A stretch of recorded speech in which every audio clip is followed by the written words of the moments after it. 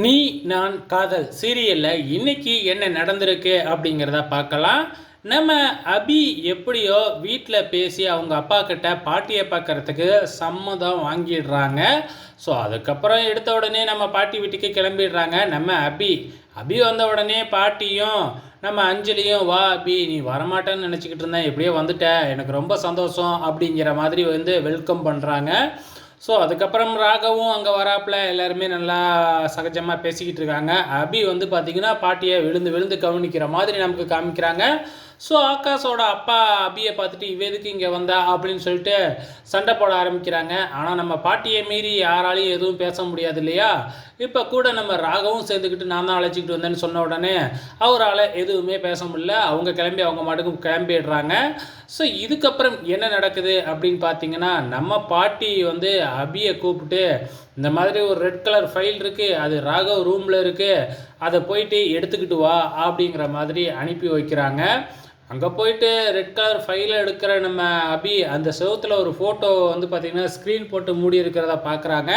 என்னது ஃபோட்டோவை போய் ஸ்க்ரீன் போட்டு மூடி இருக்கிறாங்க அப்படின்னு எடுக்க போகும்பொழுது நம்ம ராகவ் என்ட்ரி கொடுத்துட்றாரு.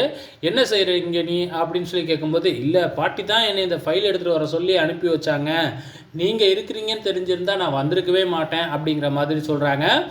வந்த வேலை என்னவோ அதை மட்டும் பார்த்துக்கிட்டு போகணும், மற்ற எதையும் செய்யக்கூடாது அப்படிங்கிற மாதிரி வான் பண்ணிக்கிட்டு இருக்கும்பொழுதே அந்த இடத்துக்கு நாய் வருது. நாய் வந்த உடனே நம்ம அபி பயப்படுறாங்க.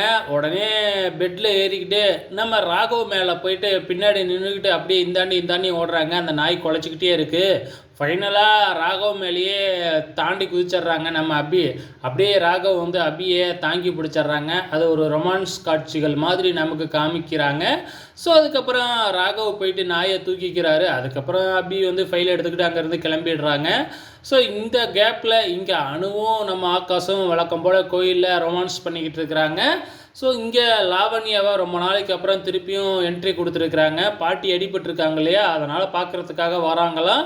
ஸோ வந்தது மட்டும் இல்லாமல் நம்ம ராகவை பார்க்க போகிறேன்னு ஸ்டெப்பில் ஏறும் பொழுது ராகவே வராப்பில். ரெண்டு பேரும் வரும்போது நம்ம லாவண்யா பார்த்திங்கன்னா தடுக்கி விழுகிற மாதிரி விழுந்து நம்ம ராகவுக்கு ஒரு முத்தத்தை கொடுத்துட்றாங்க. அப்போ லிப்டிக்கரை கன்னத்துலேயே இருக்குது. இதை நம்ம அபி கவனிச்சுட்டு நேராக போயிட்டு அஞ்சலிக்கிட்ட போட்டு கொடுத்துட்றாங்க. அன்னைக்கு என்னமோ நான் சொன்னதுக்கு என்னை கொண்டு போயிட்டு ஒரு குடவுனில் அடைச்சி வச்சார்ல, இப்போ பாருங்கள் ஒரு கன்னத்தில் அஞ்சலிக்கு லாவண்யா கொடுத்த முத்தத்தை பாருங்கள் அப்படின்னு காமிக்கிறாங்க. உடனே அஞ்சலியும் பார்த்திங்கன்னா சும்மா இல்லாமல் டக்குன்னு நீ லாவண்யாவை கல்யாணம் பண்ணிக்கி அப்படிங்கிற மாதிரி பேச ஆரம்பிக்கிறாங்க. அந்த நேரம் பார்த்து ராகவுக்கும் அஞ்சலிக்கும் பயங்கரமாக சண்டை உருவாகுது. வெயிட் பண்ணி பார்க்கலாம் நாளைக்கு என்ன நடக்குதுன்னு.